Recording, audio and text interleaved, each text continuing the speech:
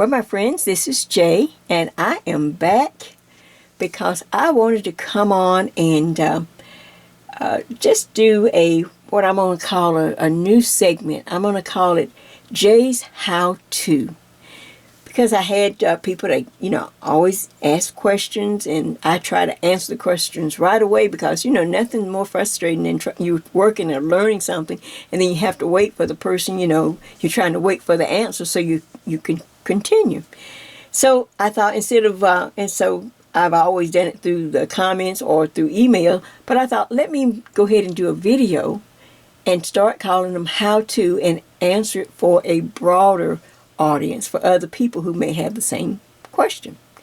So tonight I have what I'm calling Jay's How To Knit an Easy Fit Neckband. An easy to fit neckband for your top down sweaters. And as you know, I just finished a series called Top Down or Bottom Up. So this is something that will help you, I hope, and give you some ideas and some tips that I have used in several other videos.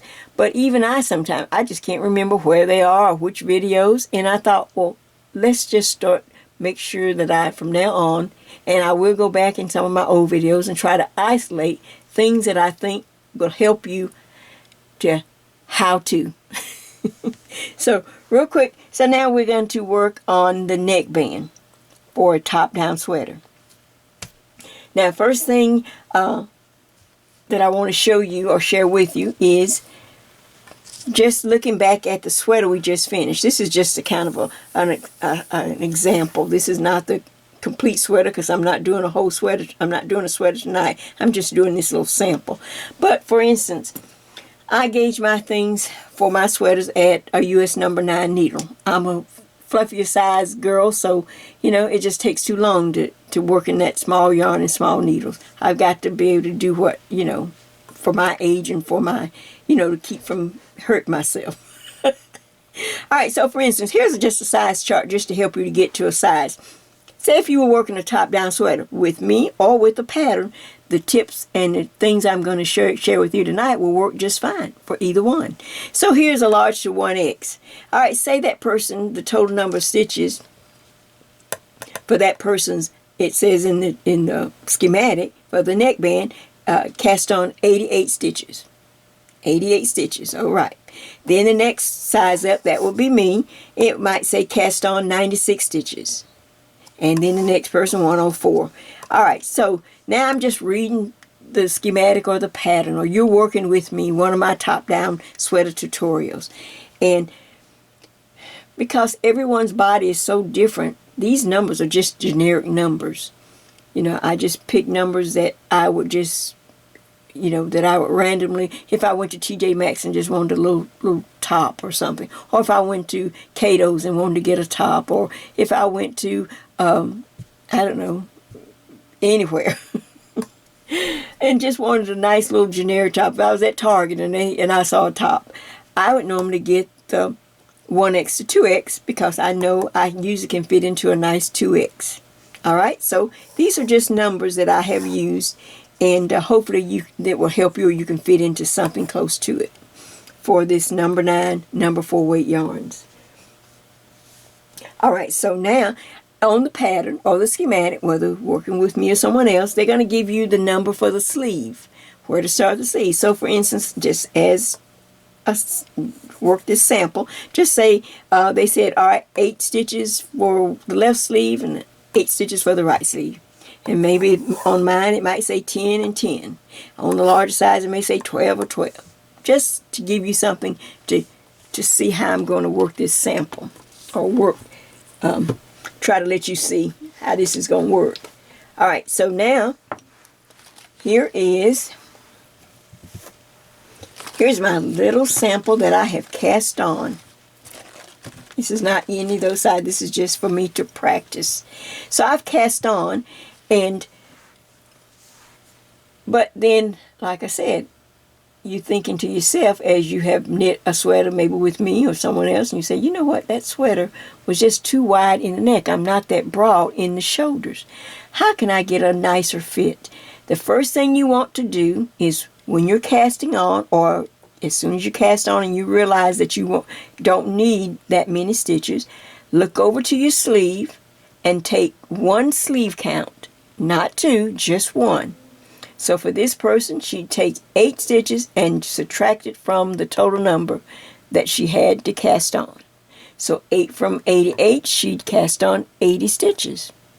Then for me, if these are the numbers that I was working on the pattern or the schematic, whatever, I'd take 10, just one sleeve, count from that number, and that will give me, 86, and then so on for this person. All right, so now going back up to the top, this person has 80 stitches, and we're going to work the ribbing, the neckband ribbing in a 1x1 rib. So for me, I like to have an odd number, so I'm going to add back 1 extra stitch. So now this person has 81, this person has 80, I think 86, so it would be 87, and so on. 1 stitch will make your ribbon work. It just works out so pretty every time I work my ribbon this way, and that's what I'm going to share with you. And then I'm going to tell you, once we get done with the ribbing, how to get your stitch count back, what you need to do, and line everything up. So here's my little practice.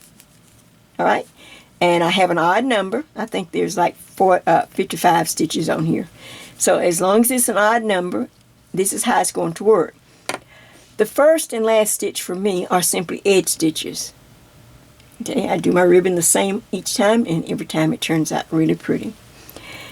All right, now you can slip the edge stitch. You can knit into the into the back loop, whatever you like to do. I simply knit the first stitch that represents the edge. Now I go into the 1x1 ribbing by simply bringing my yarn in front, and I start with purl 1. Then yarn in back, knit 1. Yarn in front, purl. Yarn in back, knit. Yarn in front, purl. And you will work around your cast on neckband without that one sleeve that you've already subtracted. You work around, and then you should end all right, you should end with 2 stitches. Okay, whatever, doesn't matter what size you're working on, you'd have 2 stitches. Since we started with a purl stitch on this end, you will end with a purl stitch here, and then the last stitch is your edge stitch, and I knit it on every row. So you will just work around, and what we're going to do for this practice is simply work. Now I like to work in the last few sweaters. I said I was going to try to increase and give a nicer neck band. So for instance, this row that we're working is row 1, and it's a wrong side because we started and ended with a purl stitch. So when I turn the work, the even numbers are right side rows. So I will work and finish row 7, and when I turn, I will be ready to meet with you on row 8, the right side. So I'm going to work a little off camera because there's no sense in wasting battery. We're going to work this ribbing, the 1x1 ribbing, knit 1, purl 1, knit 1, purl 1. All right, and whatever you want to do at the last stitch, knit it through the back loop, slip it, whatever. I knit the first and last. Back in just a minute. Okay, as soon as I turned the camera off, I realized maybe I should come back after I finish to make sure that because we always have newer knitters, and I finished that first row, and when I turned the work, I did knit my last stitch, and I turned the work. Now I'm on the right side of the work, and just learn to pay attention and look at the bottom edge, and normally you can tell the right or the wrong side of your ribbing. Of course, you can always mark it or flag it.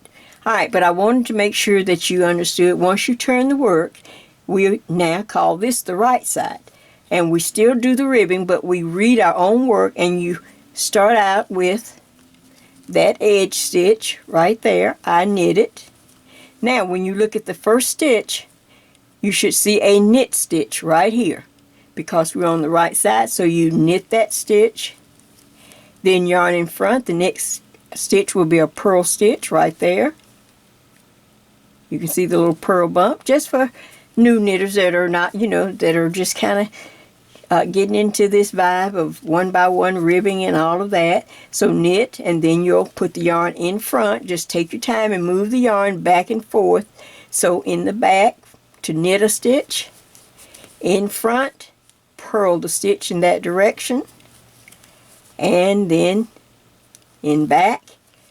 So now you are working on a right side row. And the stitches will stack on top of each other. A purl on top of a purl, a knit on top of a knit. I'm going to spread it open so that you can see. You may not can see it clearly as much as you're going to be able to see it on your own. So take your time, because everything, these rows, the first few rows need to be correct, because we're going to build this whole little neckband. When you're working from a pattern or schematic or whatever you're working from, or you're following me on one of my tutorials, you want this first and second row to be correct, so that all the ribbon will stack nice and neat, one by one, on top, knits on top of knits, purls on top of purls. So now you will continue to work around, as I'm going to work a little bit off camera, to get a few more rows. In the original sweater that I did in my tutorial, I worked up to I finished row 7, so that row 8 would be a right side. You don't have to do all that for this practice, but just so that you'll know. So I'll come back. And of course, when you get to the other end, you'll turn and you'll be on the wrong side. Read the stitches. You're learning to read your stitches and just simply go back into your one by one ribbing. I hope that makes sense. Take your time, and I'm going to work a little off camera, and I'll be back shortly. All right, my friends, so I am back, and I've worked a little bit on my little sample just so that we can get to the point, the place where I want to share the next step. Now, of course, we have to pretend that this is one of those numbers on the little chart here. All right, so on my sample, I have gone up or knit as many ribbing rows as I want, and I am on the right side of the fabric. As I said, it's a lot easier for new knitters to learn to flag or mark the wrong side. That way you don't ever have to guess or make a mistake. Alright, so now we're ready to stop the ribbing and start the body of the sweater. Well, we can't start the body of the sweater because until we add back those stitches we subtracted. Otherwise, your sweater is going to be short, those stitches. You won't be able to get your other sleeve. You'll only have one sleeve. So, just going by this our little sample chart, this person's going to add back 8 stitches. This person's 10. This person's going to add 12. And this is the easy way to do it. And it's real quick, and you know, it's not hard to remember. So I am on the right side of the fabric of my neckband right there, and pretend that I have 6 stitches to add. I've got to add back 6 stitches to get my number back to the right number in order for me to start the body of the sweater. Well, the first thing I'm going to do after I finish the ribbing, however many rows I want, now I'm going to start knitting. But before that, this is what I do. I just eyeball it. I take my, on the needle, my complete neckband, and I just kind of fold it so that I can find kind of the center. It doesn't have to be, you don't have to count and all that. Just kind of eyeball it. You just kind of look for the center of the neckband. Then I'm going to take a marker and just mark it. This is just so that I can kind of get an idea of where that center point is. But we're not going to count or do anything. We can eyeball it. Now I'm going to start knitting across. I don't know what happened. I drank something and I got something in my throat. Oh, wonders, wonders. Okay, so I start now. I'm not concerned about the ribbing. I'm just going to knit every stitch. So I just start knitting because I'm done with the ribbing, the one by one ribbing. But as I knit, and before I maybe even start, this is what I want you to do. Since I know where the center point is, and for me, of course, you have a longer piece if you're working, you know, one of the sweaters. So for me, I have to add back 6 stitches. My total I need to add back is 6. So all I have to do is add 3 on this side of the marker. Somewhere in here, I'm gonna show you in just a minute how to increase 3 stitches, and then 3 stitches on this side. The person who had 8, you'd be doing 4 on this side and 4 on this side. That's your total number to add back. Or 10, so I have 5 and 5, 12, 6 and 6. Does that make sense? And I'm just eyeballing it so that I kind of spread them out a little bit as much as possible. But I don't need another formula or any more math to do that. So for me, on this practice, I need to add back a total of 6 stitches. Yes, somebody said already, well, Jay, don't you remember we had that 1 extra stitch? I'll tell you about the 1 extra stitch. I want to just forget it for right now. Just let's add back the stitches that you know you subtracted. So I'm knitting across, and I only have to do 3, and I've kind of eyeballed where I want my 3. 1, 2, 3. Just kind of eyeball it. And what I want you to do is knit over to a knit stitch. You know, we have knits and purls in this ribbing. So when I get to a knit stitch, like right here, can you see that's a knit stitch? This is the easiest way. Reach down, reach down, and you'll see, I'm going to put it real close. There's a stitch on the needle, and right here is the first leg of the next stitch below. Can you see it? Now, if you would take that and just bring your needle, twist it so that you bring the needle to go into the front like that, and put it on the left hand needle over here. Now you have 2 stitches that are in the purl position. In the knit position. You have 2 stitches now in the knit position. You could have done a knit into the front and back, but what happens then, you get a purl and a knit. This way you get 2 knit stitches, and we're trying to knit all the stitches, so why not take advantage of it? So now I'm just going to knit, and I'm going to knit that stitch that I just added, and then I knit the original stitch, and then I go on. I got to add 3 on this side. So I've already kind of spaced them out in my mind, but be sure to stop on a knit stitch. So I'm coming up. Let's see, I'll do a couple more, then alright. Here we go. Here's the next knit stitch that I'm going to stop on to do an increase. So there's a stitch on the needle. I go down to the next stitch right below it and grab that leg of the next stitch. I pull it up, pull it a little bit so that it's tall enough for me to take this left hand needle, go around to the front and go in. Now I have 2 knit stitches on my needle, on this left needle. So now I just knit this one and then the next stitch. And for me on this side, I have 1 more increase inside on this side of the marker, because I'm just, in this little practice, I'm adding 6 stitches total.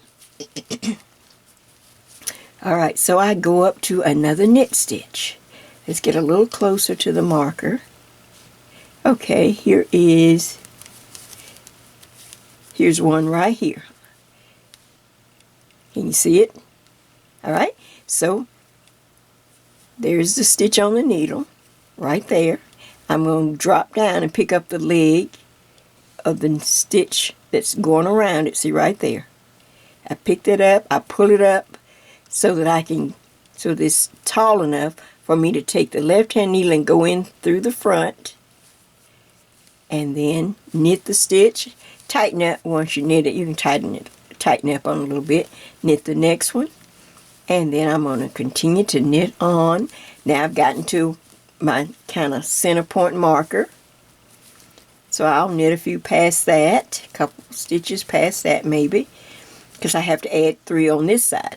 Whatever your sleeve count, you have to split it in half and add it on each side.